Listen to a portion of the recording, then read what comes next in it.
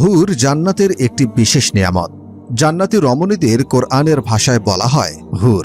আল্লাহ তাআলা পবিত্র কোরআনে হুরদের দৈহিক অবয়বের বিবরণ দিয়েছেন, যেমন তাদের করেছি চিরকুমারী, সোহাগিনী, সমবয়স্কা। সূরা ওয়াকিয়া 36 থেকে 37।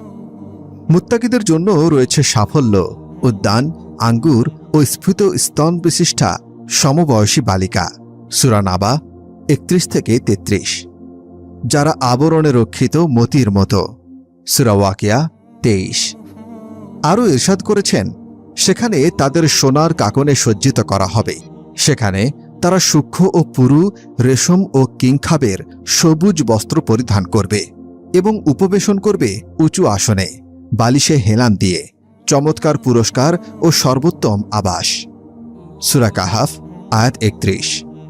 তাদেরকে এর পূর্বে কোনো ইনসান